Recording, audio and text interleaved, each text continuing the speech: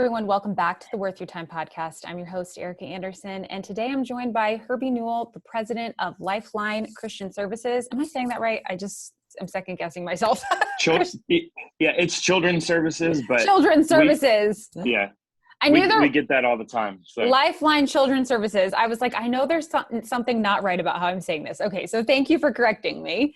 And thank you so much for joining us, Herbie. I know that it's probably been very busy for you the last couple of weeks, and really since the decision leaked that Roe v. Wade may be overturned. It's been a little crazy for everyone in the pro-life movement, but that's why I'm excited to talk with you today about what's going on. And as we speak, we're awaiting the decision to come down. We're not really sure when that's going to happen. It could be tomorrow, Monday. Do you have any guesses?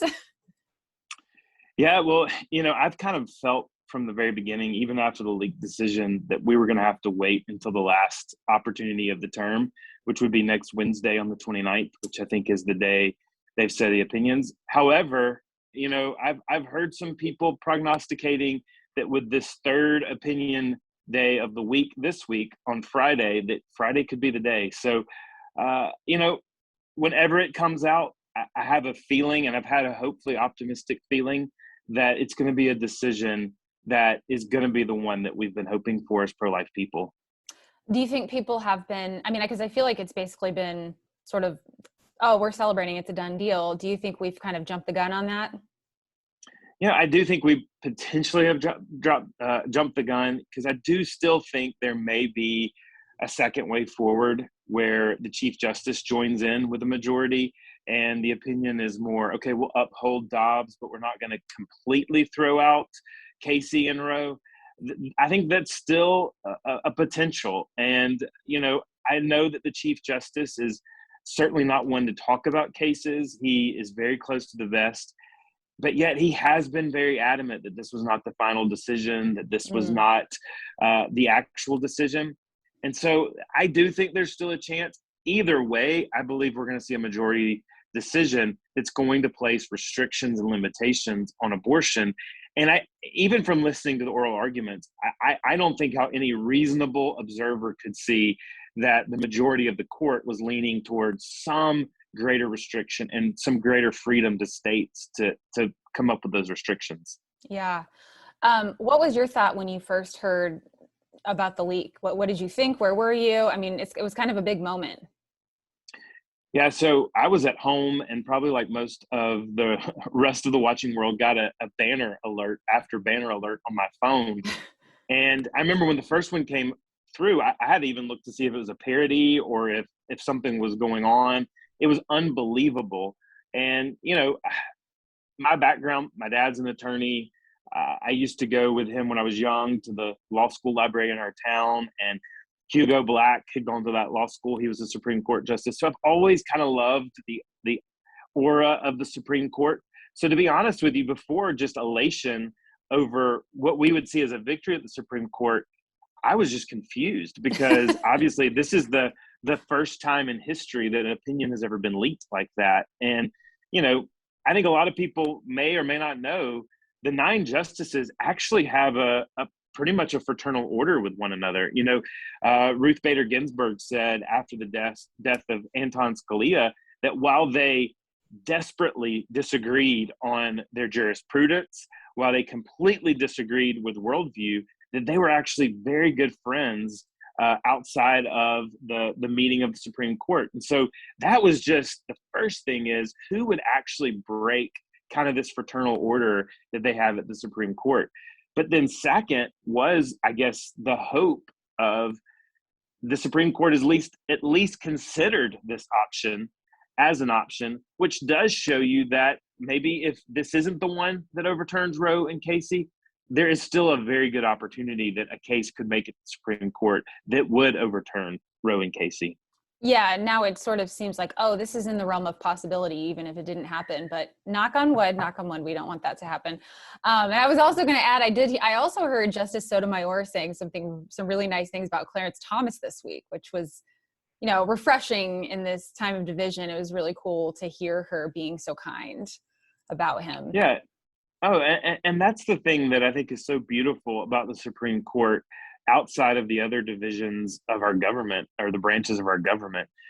There's so much infighting and partisan politics, but when you really get those 9 justices together in the Supreme Court, they have different views and different ways they see the world, but there's only 9 of them, and it's a lifetime appointment, and they take that seriously, and they take communing with one another seriously. It's so refreshing to see, again, ardent people on a political spectrum being able to so cordially and even friendly get together. And but yeah, I think any looker at the Supreme Court has to see this leaked opinion as hope, because obviously obviously it wouldn't have been drafted by Alito if at least initially those votes weren't there. So while we know that that's not the final vote, we know that an initial vote, at least we're lending itself to that way, which shows you that the right case at the right time, which we hope and pray is Dobbs, could be the one that takes out this overreach from a court of 1973. Yeah, it's crazy. 50 years. I just think every year of, I used to live in DC, so I've been a part of the March for Life. And, you just think about these people that have been so dedicated to this for all of this time, since day one. I mean, the March for Life's been happening since day one, basically. And, there's probably many people who are pretty elderly now that have been, kind of fighting this fight. And it must be, kind of a beautiful thing for them to see at this time. Now, since obviously it's been drama since the thing was leaked, and there's been violence against pregnancy centers, there's been like myths flying around. What are some of the kind of the worst myths or the kind of the hardest things that you've heard that may not be accurate that are kind of floating around? Yeah, I think one of the most disturbing that I have read over the last several weeks and couple of months was actually a report done by the New York Times. And on one, and I wouldn't really want people to go Google it because I don't want to add to their readership of it. But in short, the New York Times was basically attacking crisis pregnancy centers, saying that these crisis pregnancy centers were peddling themselves and didn't really even care about women. The interesting part of even the New York Times article is they contradicted themselves several times by saying that there are more crisis pregnancy centers in the United States than there are abortion facilities, and that most of the crisis pregnancy centers are in lower socioeconomic neighborhoods. And then even at the end of the article, it said, almost as if this was a negative thing, all the crisis pregnancy centers will do for these women is to provide financial support, diapers, clothes. And again, it was a completely contradictory article, but it was an article that was really trying to say these crisis pregnancy centers don't care about women and children, and that they're only there for political purposes. And that has been heartbreaking, because while abortion has become political in our country, the people who are working at crisis pregnancy centers, the people who are working in child welfare, the people who are working in adoption and foster care, they don't care at the end of the day about politics. They care about the end user, which is the woman and the child. And you cannot interview someone who volunteers or works at a crisis pregnancy center or child welfare organization that didn't at least get into what they are doing because they desperately cared for women and children. And so I just always cringe whenever the pro-life leaders who are on the grassroots movement, actually loving on and caring for women in crisis, are labeled as those that don't care. And that I'm afraid is something that has just continued to go on, and to even not just the New York Times, but from so many on the pro-abortion side and the quote unquote pro-choice side, they continue to try to say that pro-lifers don't care. As a matter of fact, I had the opportunity to testify here in my home state of Alabama on our abortion ban that, Lord willing, if this is overturned, will go into effect. And the biggest question that I was asked is, are pro-life people ready, and will they stand up for women and children? And certainly we have to do more, but I believe we are ready. And I believe that we are ready to get engaged on the grassroots level and to truly care for women and children. So that's been hard to hear. And then certainly I know most of the listeners, and you've seen, I mean, just a display of violence towards life, even, some things that I don't even want to put words to that have happened out front of the Supreme Court justice's house that are just so contradictory. Here we are as the life side that are trying to preserve life. We're trying to speak out for human flourishing and the good of mankind. And yet this culture of death really continues to be just that, a culture of death. And to risk life and limb and property of pro-life people, it's just a sad, sad day and a sad epitaph of what has become of this debate. That too, of course, the denigration of people that work in and support pregnancy centers it's nonsensical, really. I mean, I was just in one last week in my hometown and chatting with the director, and she was the one to be like, it's really about the women for us. We want to be there for her. And, because when she gets, what she needs and gets where she needs to be, then her child, gets what they need. And it really is about women. And one of the things that I've been saying lately is, instead of like criticizing these pregnancy centers, you don't even have to be pro-life, but you can still support them. You want to care for women, and most women who are, working with pregnancy centers, like they're not being forced to choose life, like they are choosing it. And so we need all the support we can get. So, be pro-choice, but you can still support what these people are doing. Like they are the ones providing, while the pro-choice side is just like yelling about choice. And pregnancy centers could be thriving even more if we had more people on board to support them. And then, the New York Times, don't even get me started. This morning I was tweeting, I don't know if you saw the article that came out this week about the girl who had twins from Texas. Of course, I immediately want to read that. It's got a picture of her newborn twins on the front article. And I went through that thing this morning and was just pulling out everything. It was driving me nuts. This whole thing was just completely, like you said, she was kind of trying to make a point, but it was you could see how hard this reporter was trying to make the point she was trying to make. And then so many of the things she put in there actually made our point for us. Like, she's got a quote from the girl that's like, I hate to think what would have happened if the law hadn't been there, like, and then there's a picture of the kids. And there's just so much that doesn't make sense. And to me, it is so easy to debunk these, like, kind of like these lies or these, things that they're throwing out there. I just wrote something on this morning, so it's like top of mind. But to get to pregnancy centers and what I know you guys have a big effort at Lifeline working with churches. And from talking with people in the movement recently, I know that the church support is a real focus right now, and it needs to be even more so. We need every church in there. So talk to us about that effort. Yeah, for sure. I mean, even to what you said, what the church has got to realize is we're standing on the truth. And the truth is that life needs to be protected at every single moment and every single time. I think what the church has got to shift from only political advocacy and activation towards overturning Roe v. Wade and overturning abortion.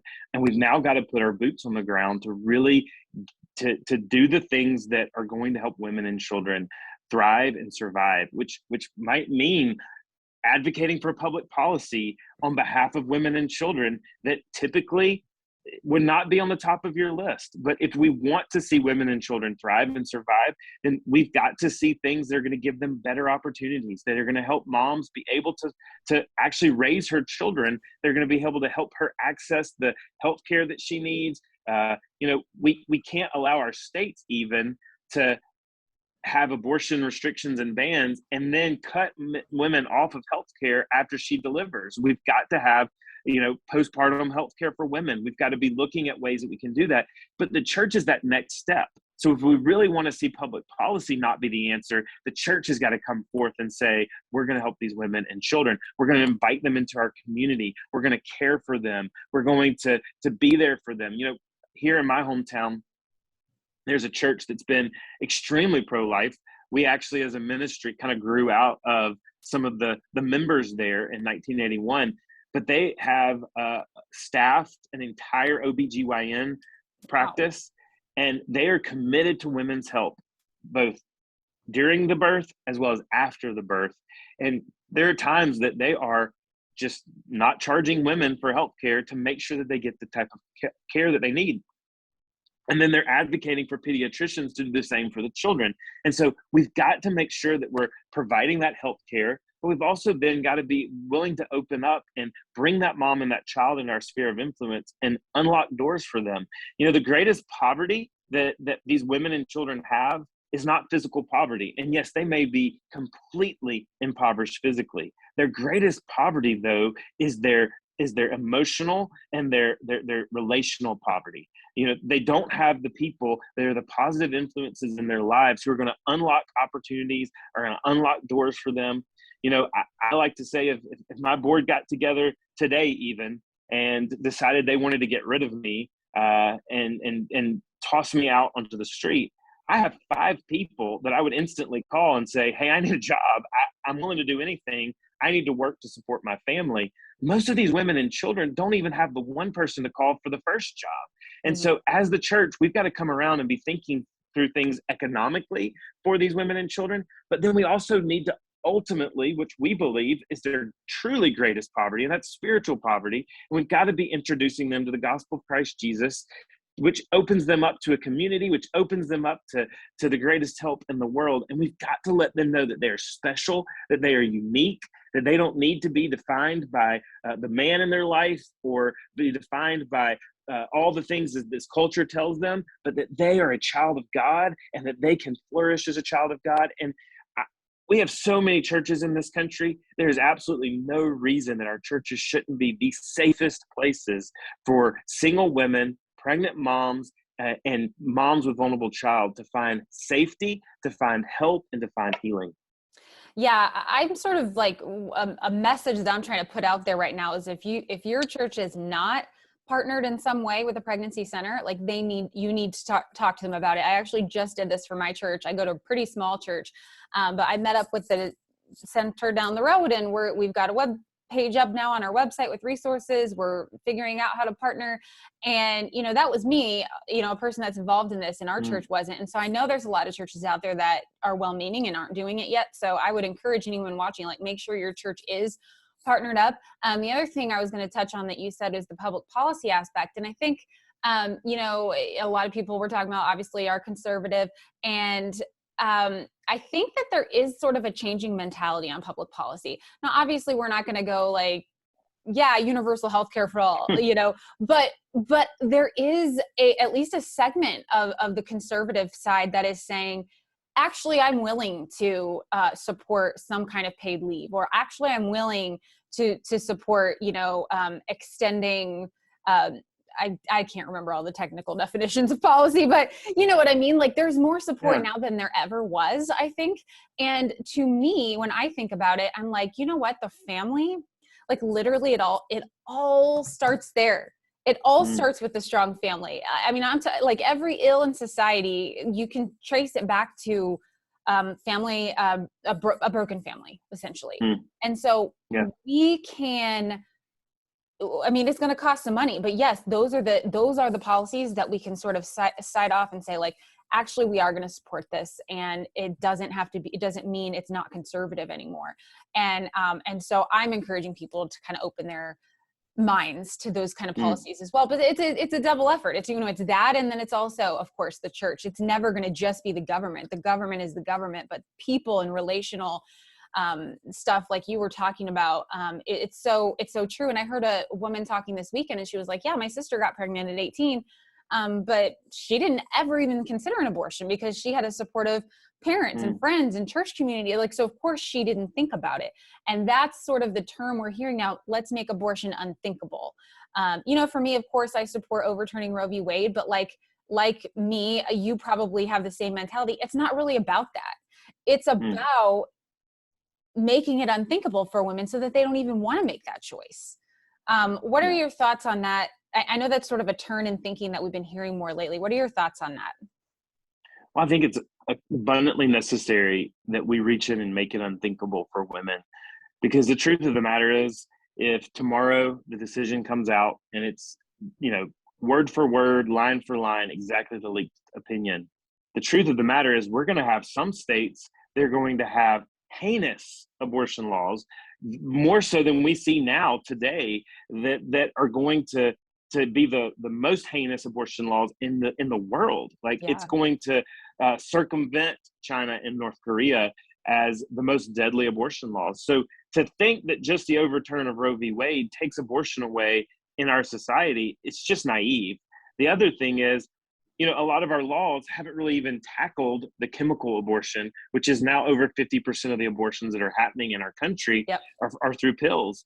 And so if we don't start taking this back to the hearts and minds of people, and we don't start strengthening our families, and we don't start reaching out to those who need help, I go back to what we were saying before.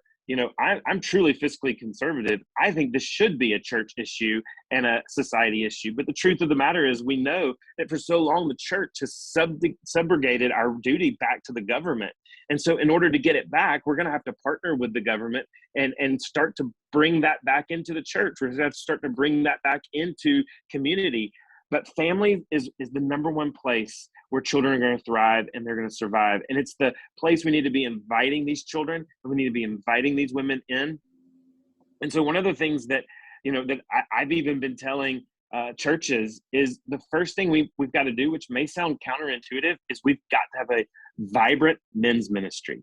And we've got to be teaching men to stand up for their wives, to be husbands that aren't amusing themselves to death, but are actually loving their wives, that they are attached to their children, that they know who their children are, they're investing in their family, but that they're the ones that are actually leading out then in caring for the single mom, and they're the one that are leading their family in caring for the child that's in foster care. Because when men start to take the lead, we start to show something that's completely different. Because many of these women that are seeking abortion, they lack the support of a man in their life.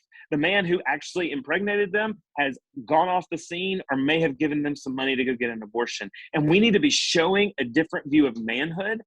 For so long, this has been called a woman's issue, and it rightly is a woman's issue, but it's also equally a man's issue. And we need to be holding men accountable for what they do. We need to be teaching our young men that are in our homes to treat women with the dignity and worth that they are deserved, as a co-equal image bearer in God. And if it doesn't start in our Christian homes, teaching our young men to honor women and not to dejectify women or to look down upon women, if we don't start teaching that in our homes, how will we ever start to see the culture change? And we've got to teach our young men right now. We've got to teach our young men and hold our men accountable to get off their smartphones and stop viewing pornography. Pornography is fueling every last bit of this. And we've got to do those things, and that's a first step. And then we've got to start caring for the women and children in our vicinity. And we've got to, even to what you said, we've got to care for our daughters. We got to care for those within the church. And we got to show that we are a community of faith and a community of care. And then, Lord willing, that will start to spread into our culture. When the church stopped being the thermostat for culture and only the thermometer for culture, we stopped losing the bite of the gospel, and we stopped losing our influence, which is the greatest influence that our country needs. And if we'll start doing that, we can truly get to a day where abortion is completely unthinkable. That is so true. It is so layered and deep. It's overwhelming to think about the scale of the problem, especially when you're digging down into that side of, like, let's elevate manhood again. Ironically, I published an article this week that the headline was, I think it was something like, why aren't dads part of the abortion debate? And I wrote an article about my own dad who, I was an unexpected pregnancy. And so we have that story. And he actually always says to me, he always said to me growing up, if it wasn't for you girls, I would either be dead or in prison, because he was kind of like having this like aimless life, and he didn't know what he was doing or where he was going. You know, he wasn't in school, yada, yada. And it gave him a purpose. And ultimately, you know, he got it together, built a business.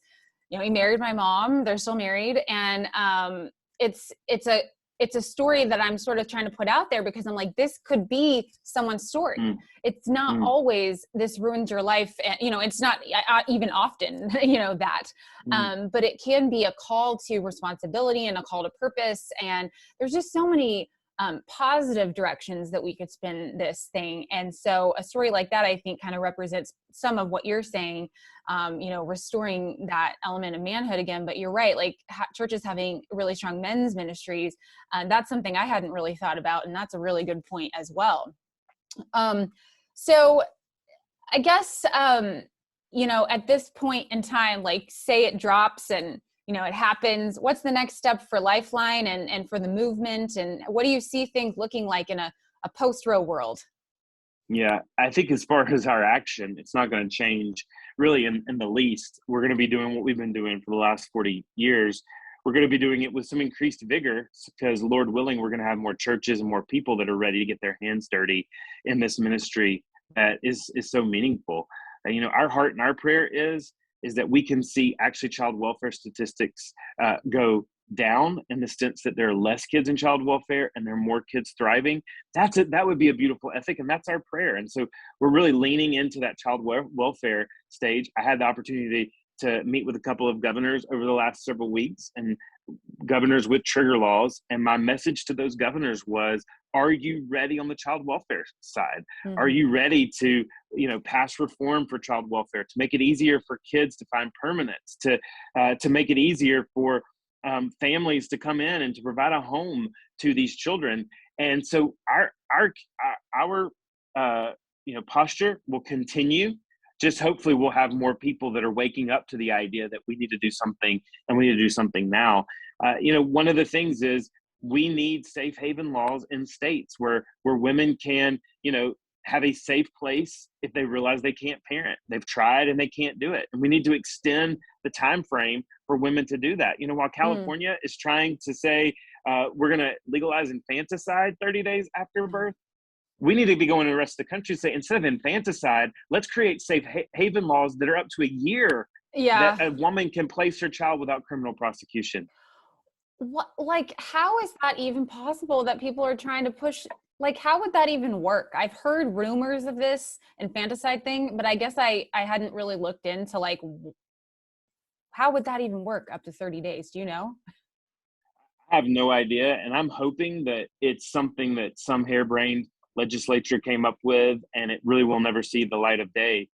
But it does show you the power of lies and how they just continue to grow, and really just even the desperation of that pro-abortion side, that at all ends we want to provide the opportunity.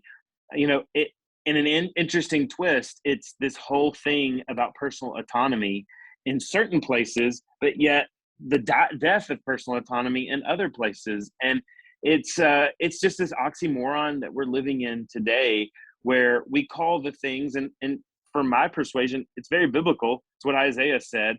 You know, we call good evil and evil good. And that seems to be where we're going as a culture. And that's why, again, if someone's listening and you're a member of a church, you're a pastor of a church, you're influential in your church, this is why we need our churches to be loud, proud, and vibrant right now.